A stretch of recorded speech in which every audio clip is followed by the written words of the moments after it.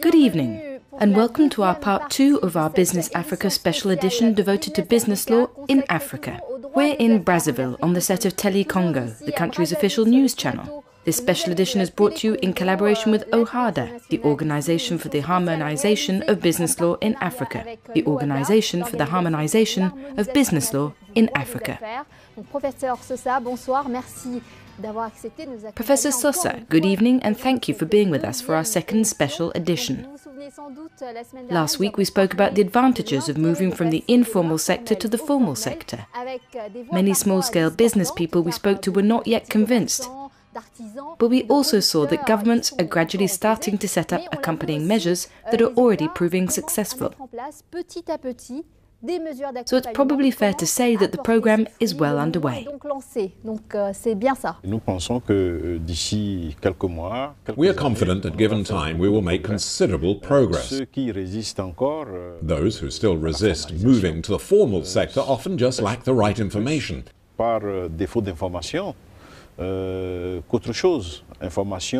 They need information and support. As you said, I think that governments are taking concrete measures to provide support, and I believe that could really make it easier to do business in our countries. Tonight we will be looking at two important aspects of business law. First of all, how are conflicts between two parties dealt with?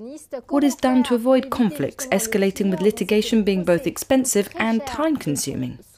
We will also be looking at how OHADA texts are implemented and asking how OHADA law can become a motor for economic and social development by attracting foreign investors. Problems can crop up between two companies, regardless of their size. You might find the same thing at home. Sometimes it's hard to agree on certain subjects, and when it becomes irreconcilable, divorce looms. Yes, in the OHADA system, the founding fathers, there were no founding mothers at that time, but it won't be long. So the founding fathers understood that it wasn't always easy settling differences of opinion in the business milieu. They focused their attention on developing arbitration in the OHADA zone. The outcome was a highly developed arbitration process. I think it's safe to say that our arbitration system is excellent, and we are working on making it even better by developing the mediation process. Our heads of state, who were told that people were not keen on going to the courts to solve litigation, decided that if people don't want to have to go to the courts, they should be able to go into arbitration. Soon you will be able to settle disputes via our system of mediation. Professor Sosa will be coming back to that in more detail later with testimonies and advice from specialists. First, I'd like us to take a look at our first report tonight on the legal bodies set up by OHADA. Application of OHADA law lies in the hands of 17 tribunals in the organization's member states. It is in these courts that settlement must be reached in the event of litigation. Magistrates and court officers have one sole reference: the Uniform Acts laid down in this Green Book. Although it is a giant leap towards juridical integration, the Green Book's provisions can still be interpreted from one country to another. We must make a distinction between the juridical security provided by these texts and the judicial security provided by the actual application of these laws. Unfortunately, the system does not always work as well as could be expected. Unfortunately, magistrates in Africa are subject to a lot of pressure. They're absolutely respectable people, but they are often under pressure from the administration, from the judicial administration. They are also under political pressure, ethnic pressure, and financial pressure, also known as corruption. I have no doubt the magistrate does his best not to be influenced, but it's not easy. His job is not a simple one. I think we need to give African magistrates the respect and status they deserve. To make sure litigants are protected from discriminatory practices, OHADA has gone one step further by setting up the Common Court of Justice and Arbitration. The CCJA, based in Abidjan, is a supreme court for the 17 member states. It is composed of 9 permanent judges of various nationalities. In this court, member states can be ruled against in cases of litigation brought by private individuals. This proof of independence reassures the business community. The OHADA course deals with the authorities, with those criticizing a decision that has been taken. But it also has other functions, and that is where the problem lies. It can be solicited by governments to pronounce on uniform acts and can also be called upon to pronounce on the very substance of a text, such as when it has quashed a court of appeals decision. It must provide a response to make sure the whole procedure doesn't become endless. It has yet another role, which is very original and which has been criticized by some, and this is its role in organizing arbitration. As you are aware, the arbitration option was introduced by OHADA as an alternative to judicial proceedings. As a way of settling disputes, arbitration has the advantage of taking less time and, often, is more equitable for the parties concerned.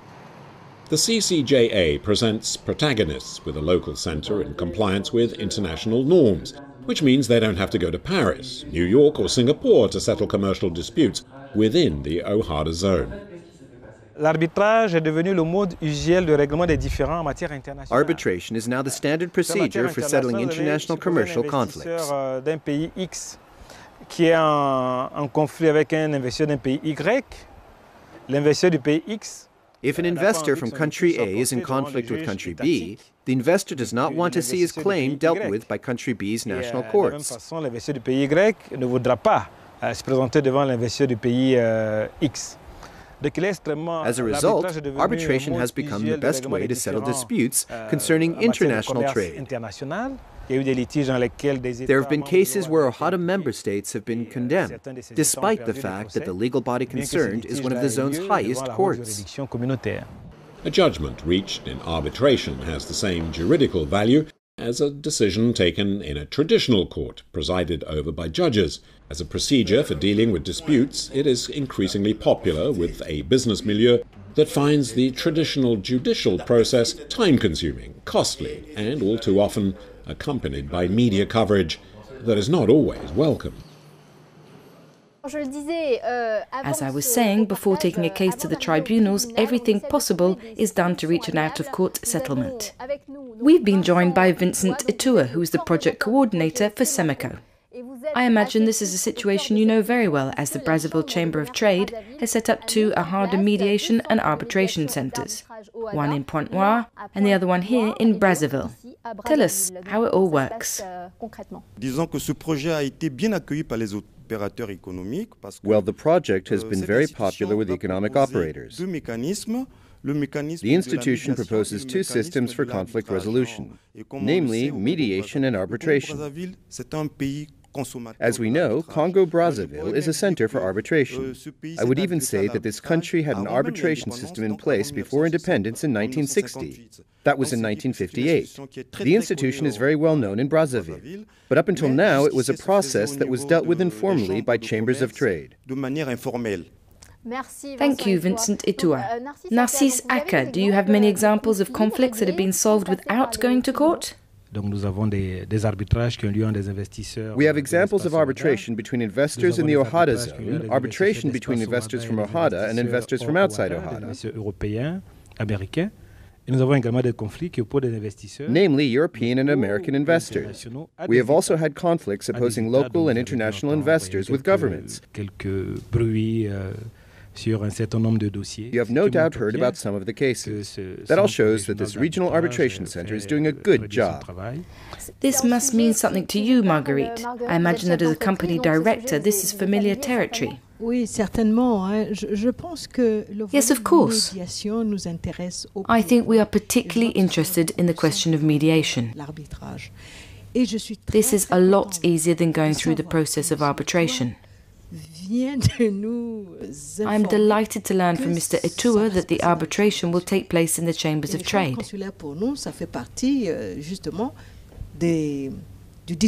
For us, the Chambers of Trade are part of the mechanism in place to help entrepreneurs deal with various administrative questions. This is where we find the solutions to any mediation problems we may have. On that question, I would like to point out that OHADA has taken account of people's expectations in terms of mediation. There is a project underway, and very soon we will have a community mediation framework. We hope that in 2017 or 2018, I think the Permanent Secretary will be able to give more details. Soon all those concerned by the OHADA zone will have a comprehensive legal framework. I have a question for Professor Sosa. Is there a noticeable difference between the way major companies and small businesses are dealt with? Whatever the size of the company, even if you are a private citizen, you have the right to take your case to a tribunal or go to arbitration. In the studio tonight we have Anicet Matondo Goma, the president of the Departmental Association of Bailiffs. I'd like to hear what you have to say about the way OHADA texts are being applied in your profession. If you take the example of Congo-Brazzaville, the court bailiff often enforces decisions to recover unpaid debts in compliance with OHADA guidelines. In these cases, the bailiff works with the company, even beyond the context of the judicial proceeding, as there may be an amicable debt recovery. The bailiff, by presenting a summons to pay, can incite one company to pay money owed to another. When an amicable solution is not possible, he may advise the parties concerned to take their case to the competent tribunals to obtain an injunction to pay. From then on, it is in the hands of the judiciary. This can, in turn, lead to the CCJA. Thank you. Would you like to add something? It is important to emphasize that with the OHADA system concerning the application of a decision, d'aboutir à une exécution très rapide et facile des sentences arbitrales dans tout l'espace OHADA, c'est extrêmement important. It is important to point out that the OHADA system is the only one in the world in which, once a decision has been reached, the arbitral decision, as it is known, d'avoir une exécution donnée par la haute juridiction communautaire. The ruling can be implemented quickly and easily in the 17 OHADA nations. Dans les 17 États de l'espace. As I said at the beginning of tonight's program, we have a panel of journalists with us. They've been listening attentively to your comments and we're certainly eager to ask a few questions. I'd like to ask a fellow journalist to speak. Could you introduce yourself, tell us who you work for and ask your question, please? I'm Augustin Elenga Yomba. I'm a journalist with Africa Numéro 1. The economic operators in the Congo often ignore decisions taken by tribunals. I'd like to know why arbitration and mediation will be able to do something that the tribunals haven't managed so far. Déjà, les tribunaux, les opérateurs vont se retrouver face à des juges qui n'ont pas choisi. When a company goes to a tribunal, it will have to deal with judges it hasn't chosen. In arbitration and mediation, the litigants can choose. If there's a dispute in the timber or petroleum sector, you can choose to have the most competent legal experts in those fields as arbitrators. As a result, you will have to respect the decision that is taken as you yourself chose the people you wanted to settle the dispute.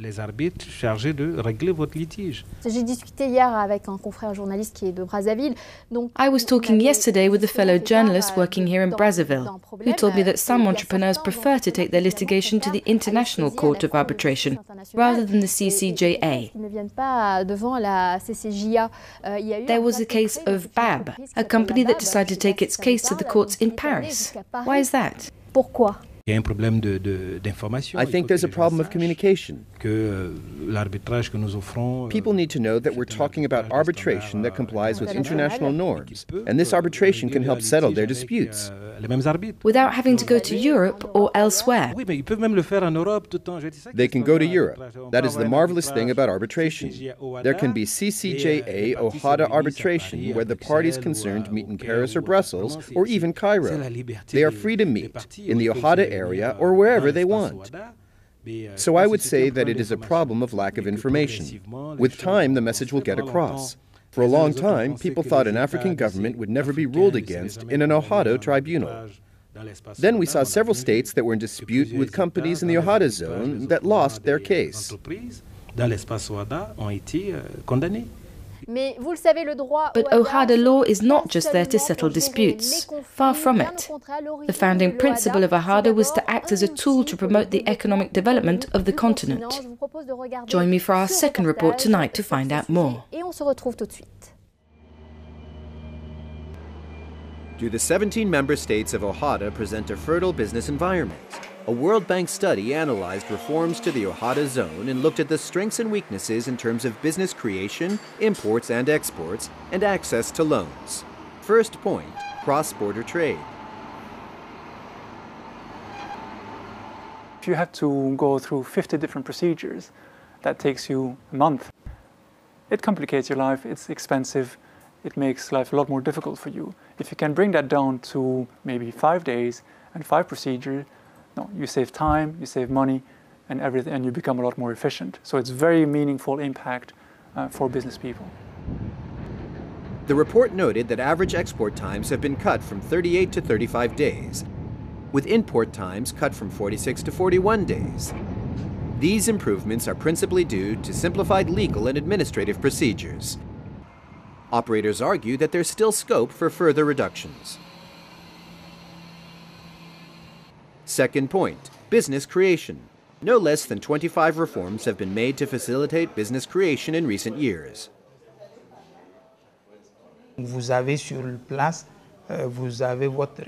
Here on hand you have a commercial register. You have your unique identifier. And you have all the formalities for contributions. This means less time wasted and less expense. We have the same goals as OHADA, and we are making it easier to set up businesses by following OHADA guidelines. I think we are on the same wavelength. Administrative delays when setting up a business vary widely between the OHADA nations. On average, it takes 5 days to create a business in Senegal, almost 80 in Togo, and more than 150 in DRC. The legal framework is the same, but administrative delays fluctuate. Another key question, especially for small and medium-sized companies, is access to loans. Modifications of OHADA laws in 2010 brought about greater flexibility concerning guarantees for loans that made funding available for more fledgling businesses. There are, however, other obstacles.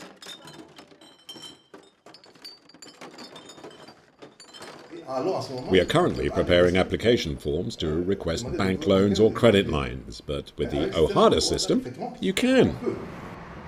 There has been progress across the board in OHADA member nations towards improving the business environment. But there's more to be done.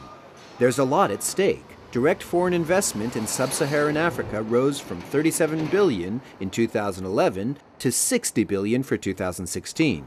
An even more favorable business environment would no doubt push investments higher still.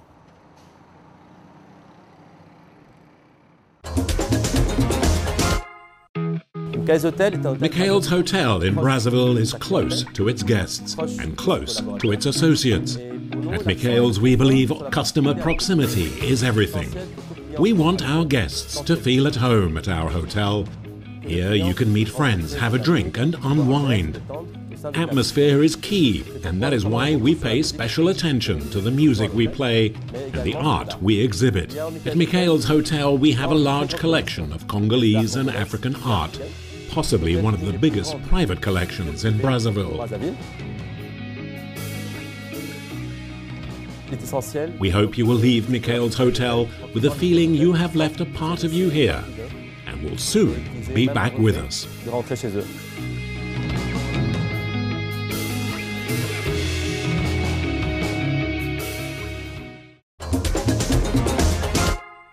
Professor Sosa, what we have just seen really takes us to the genesis of business law in Africa, doesn't it? Oh yes, absolutely. I think we started off here last week.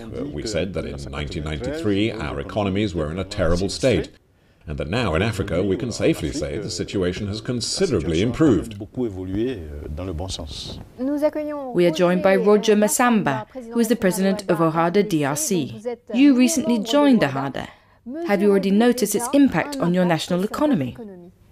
D'abord, il faudrait rectifier ce qu'on a entendu, c'est pas 150 jours. Well, we should start by correcting what we just heard. It doesn't take 150 days to set up a business in DR Congo.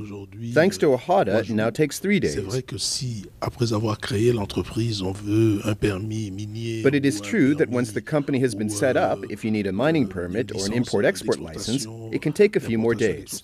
C'est vrai que cela peut demander quelques jours de plus. Mais au-delà de tout, ce qu'il faudrait dire peut-être, et pour nous et pour l'ensemble de l'espace OHADA. But above all, it is important to note that the economic impact of OHADA was a talking point for many years. A suscité beaucoup d'interrogations pendant des années, mais a fait l'objet d'une évaluation lors des 20 ans d'anniversaire de... For the 20th anniversary of OHADA, a study carried out by an independent specialist concluded that considerable progress has been made as far as various growth indicators are concerned. Réalisé sur différents indicateurs de la vie économique. Je prends seulement l'exemple du crédit. If we take the example of loans, we can see that the number of loans, the volume, has shot up. This is in no small part due to the application of OHADA regulations concerning guarantees. We have a final question from one of our colleagues here with us tonight. Can you tell us who you are with? Yes, I'm Tom Felland, and I'm a journalist with Radio Congo. I would like to know what criteria are used to decide if a country can become a member of OHADA, and what impact it has on member nations' economies. Pour adhérer à l'OHADA, il faut... To become an OHADA member, you have to be a member of the African Union. There are no conditions, as I would really say it is more of a right, and I would even say that a state that... So there are no particular conditions? No, because OHADA is a tool to promote Africa's economic development. It is a legal framework to make Africa more attractive to investors. So it is open to all members of the African Union. When an AU member, such as the DRC, has decided it wants to join OHADA, it merely has to write to inform OHADA of its decision. It is a right, and as such, is open to all African nations. To everybody. We have with us tonight Mariana Osono and Paulo Mendes. Mariana Osono is the President CNO OHADA for Equatorial Guinea, and Paulo Mendes is the President CNO OHADA for Guinea-Bissau. I hope I got that right. I have the same question for both of you. Why is it in the interest of your two countries to join the OHADA zone? Thank you very much. As you know, Guinea-Bissau is a Portuguese-speaking country in Western Africa. We don't join an organization just for the sake of doing so. When we join, we take a good look at the advantages of being a member. As has been said here tonight, OHADA is a modern, straightforward legal framework that contributes towards the development of our economies. Guinea-Bissau is no exception. We now have legal guarantees. In my country, OHADA law is applied.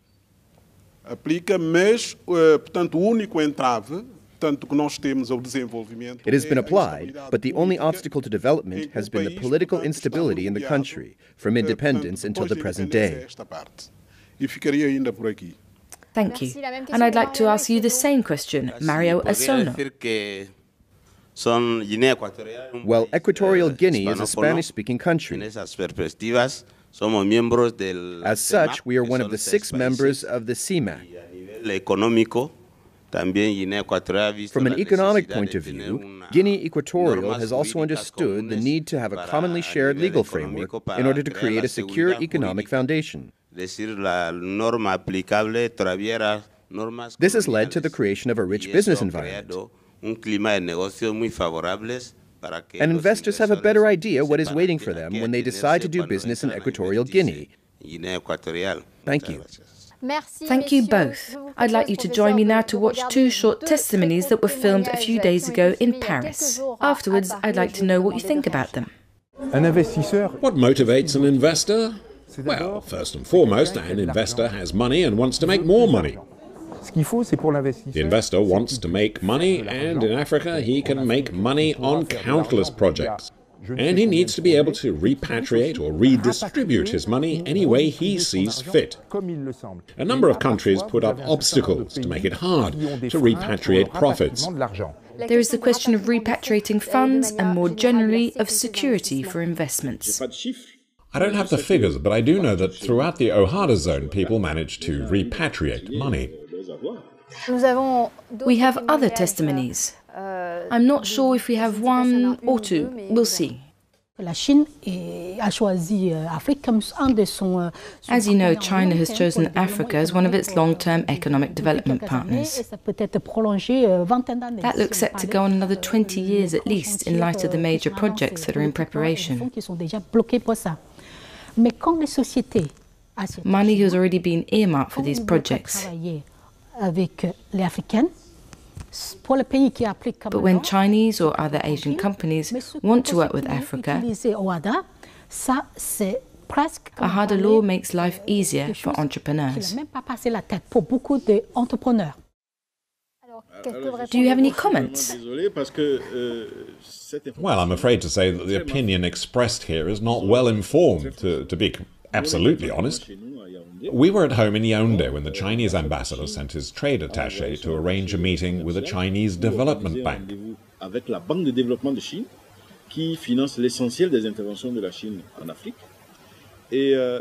This bank is responsible for most of China's investments in Africa. About 20 representatives from the bank came to see us and invited us to visit them in Beijing. We had a 2-day seminary attended by 2,000 people, all kinds of entrepreneurs. We signed a cooperation agreement with the Chinese Development Bank, who had translated all of the OHADA texts into Chinese. We have a genuinely close working relationship. You'll hear people say that countries with a common law have their system. But it's a cliché. It's a cliché. Let's be honest. African common law, as it is applied in Africa, is not English common law. It's a common law system that has recourse to the courts, as we do. It is a legalistic system. The real difference lies in the approach the judges take. Under common law, the judge is God Almighty. Under our system, the judge serves the law. Professor Sosa, we have run out of time for tonight's special edition. Just to conclude, I'd like to ask you what the future holds for OHADA. We have a lot of work to do. We are working on improving our texts. We also want to make sure that the people these texts were designed to help can appropriate them. We saw very well with the informal sector that we have presented them with a range of tools they don't use. As a result, they are condemned to continue working in a state of uncertainty. That is not good for our nation. We need to get as many people as we can out of the poverty trap. Thank you, Professor Sosa. And thank you all for joining us tonight for this special edition brought to you from the Tele-Congo studios. I hope you were informed and entertained. I will be back next week, same time, same channel, with a new edition of Initiative Africa. I'd like to thank the students here tonight and our viewers. Have a great week and take care.